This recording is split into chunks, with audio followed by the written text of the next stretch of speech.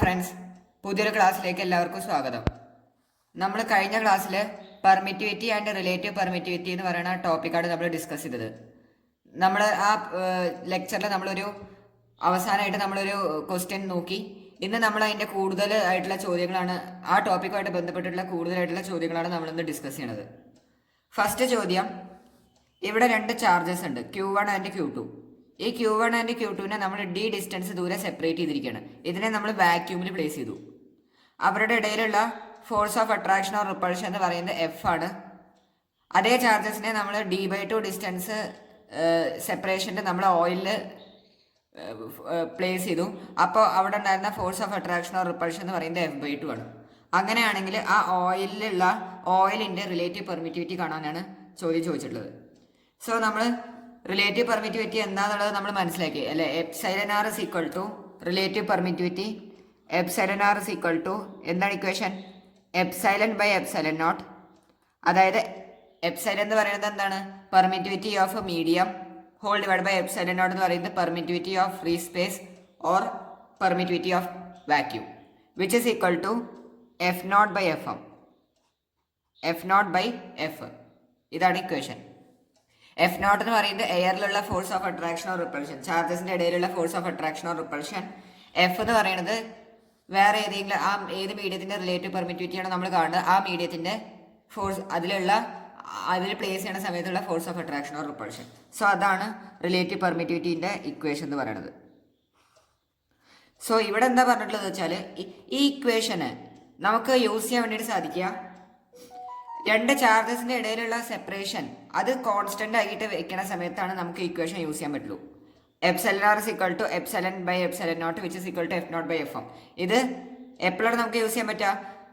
Charges രണ്ടും same, അതേപോലെ തന്നെ അവരുടെ ഇടയിലുള്ള ഡിസ്റ്റൻസ് ഓഫ് സെപ്പറേഷൻ അതും സെയിം ആണെങ്കിൽ മാത്രമാണ് നമുക്ക് ഈ ഇക്വേഷൻ യൂസ് ചെയ്യാൻ പറ്റുള്ളൂ. മീഡിയത്തിന്റെ ചേഞ്ച് ഉണ്ടാവും, പക്ഷെ അവരുടെ ഇടയിലുള്ള ഡിസ്റ്റൻസ് ഓഫ് സെപ്പറേഷൻ എന്ത് ചെയ്യാൻ പാടില്ല, ചേഞ്ച് ചെയ്യാൻ വേണ്ടി പാടില്ല. സോ ഇവിടെ നമ്മൾ വാക്യൂമിന്റെ കേസ് നമ്മൾ നോക്കിക്കഴിഞ്ഞാൽ ഇവിടെ ഇടയിലുള്ള ഡിസ്റ്റൻസ് ഓഫ് സെപ്പറേഷൻ എന്ന് പറയുന്നത് d ആണ്. ഇവിടെ ഓയിലുള്ള ഡിസ്റ്റൻസ് ഓഫ് സെപ്പറേഷൻ എന്ന് പറയുന്നത് d/2 ആണ്. സോ എന്ത് ചേഞ്ച് ആയി? ഡിസ്റ്റൻസ് ഓഫ് സെപ്പറേഷൻ ചേഞ്ച് ആയി.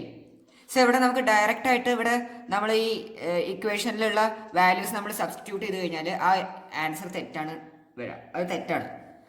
നമ്മൾ ഇവിടെ എഫ് നോട്ടിന്റെ വാല്യൂ എഫ് എമ്മിന്റെ വാല്യൂ F/2 എന്ന് ഇട്ടിട്ട് നമ്മൾ എഴുതി കഴിഞ്ഞാൽ അവിടെ നമുക്ക് എന്താ കിട്ടുക? റിലേറ്റീവ് പെർമിറ്റിവിറ്റി 2 ആണ്, വിച്ച് ഇസ് റോങ്. അങ്ങനെ നമുക്ക് എന്ത് ചെയ്യാൻ വേണ്ടിയിട്ട് പാടില്ല. അവരുടെ ഇടയിലുള്ള ഡിസ്റ്റൻസ് ഓഫ് സെപ്പറേഷൻ ഇവിടെ ചേഞ്ച് ആണ്. നമ്മൾ കഴിഞ്ഞ ചോദ്യത്തിൽ ചെയ്ത പോലെയുള്ള ഒരു ചോദ്യമല്ല അത്. അവിടെ ഡിസ്റ്റൻസ് ഓഫ് സെപ്പറേഷൻ സെയിം ആയിരുന്നു, ഇവിടെ ഡിസ്റ്റൻസ് ഓഫ് സെപ്പറേഷൻ എന്തല്ല, സെയിം അല്ല. ആദ്യത്തിൽ d ആണ്, രണ്ടാമത്തിൽ d/2 ആണ്. സോ ഇങ്ങനത്തെ കേസിൽ നമ്മൾ എന്താ ചെയ്യുക വെച്ചാൽ, ഇവിടെ നമ്മൾ force of attraction or repulsion അതിന്റെ ഇക്വേഷൻ നമ്മൾ പഠിച്ചിട്ടുണ്ട്. കൂളംസ് ലോഡ് നമ്മൾ പഠിച്ചതാണ് അല്ലേ. F is equal to K Q1 Q2 divided by R².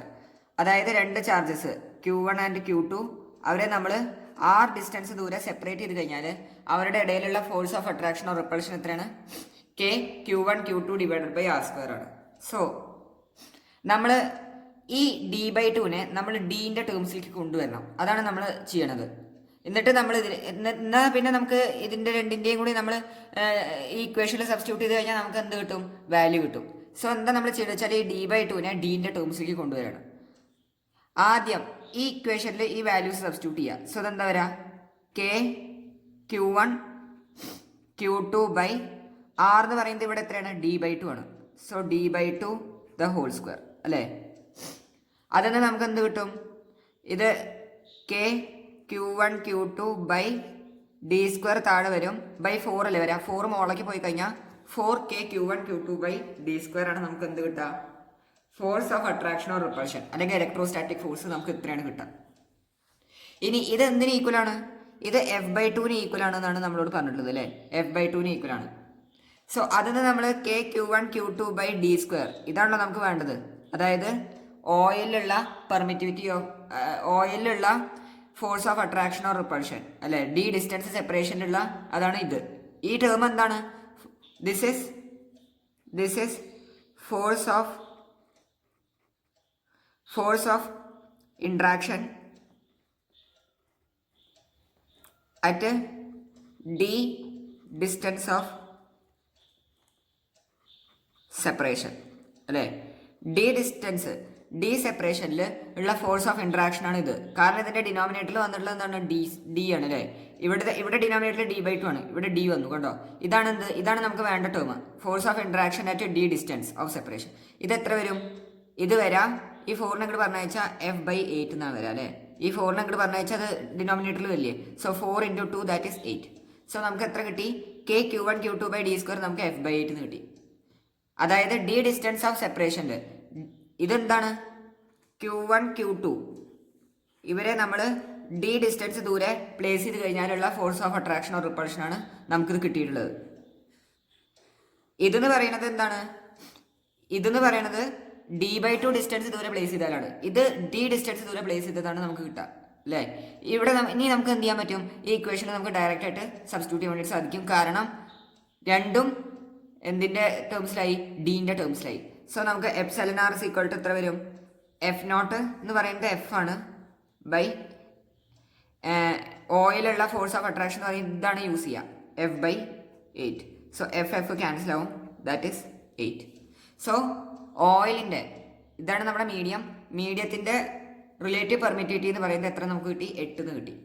അതേസമയം നമ്മളിവിടെ നേരെ അത് സബ്സ്റ്റിറ്റ്യൂട്ട് ചെയ്യണമെങ്കിൽ നമുക്ക് 2 കിട്ടുക, വിച്ച് ഇസ് റോങ്. കാരണം അവിടെ ഡിസ്റ്റൻസ് ഓഫ് സെപ്പറേഷനിൽ എന്ത് വന്നു, ചേഞ്ച് വന്നു. ഡിസ്റ്റൻസ് ഓഫ് സെപ്പറേഷൻ ചേഞ്ച് ഇല്ലെങ്കിൽ മാത്രമാണ് നമുക്ക് എന്ത് ചെയ്യാൻ പറ്റുള്ളൂ, ഈ ഇക്വേഷൻ ഡയറക്റ്റ് ആയിട്ട് യൂസ് ചെയ്യാൻ പറ്റുള്ളൂ. അല്ലെങ്കിൽ നമുക്ക് ഇങ്ങനെ ഈ ഇതിൽ ചെയ്യേണ്ടി വരും. ഇതെന്ന് പറയുന്നത് എന്തിൻ്റെ ഫോമിലായി, ഡി ഡിസ്റ്റൻസ് ദൂരെ രണ്ട് ചാർജസിൻ്റെ ഇടയിലുള്ള ഡിസ്റ്റൻസ് ഡി ആവണ സമയത്തുള്ള force of attraction or repulsion ആണ് എന്ത്, ഇത്. സോ ഇത് നമ്മൾ എവിടെ സബ്സ്റ്റിറ്റ്യൂട്ട് ചെയ്യും, ഇവിടെ നമുക്ക് ഡയറക്റ്റ് ആയിട്ട് ഈ ഇക്വേഷനിൽ നമുക്കിത് സബ്സ്റ്റിറ്റ്യൂട്ട് ചെയ്യാം. കാരണം രണ്ടും ഡീൻ്റെ ടേംസിലായി, രണ്ടിൻ്റെ ഇടയിലുള്ള സെപ്പറേഷൻ ഡീൻ്റെ ടേംസിൽ നമുക്ക് കിട്ടി. എല്ലാവർക്കും ക്വസ്റ്റ്യൻ മനസ്സിലായെന്ന് വിചാരിക്കണു. എന്തെങ്കിലും സംശയങ്ങളുണ്ടെങ്കിൽ നിങ്ങൾക്ക് കമൻറ്റ് ബോക്സിൽ ചോദിക്കാവുന്നതാണ്. എല്ലാ സംശയങ്ങളുണ്ടെങ്കിൽ നിങ്ങൾക്ക് വിളിക്കുകയും ചെയ്യാം. സംശയങ്ങളൊന്നും ഇല്ലെങ്കിൽ ലൈക്ക് ചെയ്യുക, സബ്സ്ക്രൈബ് ചെയ്യുക, കൂടുതൽ ആൾക്കാർക്ക് ഷെയർ ചെയ്യുക. Thank you.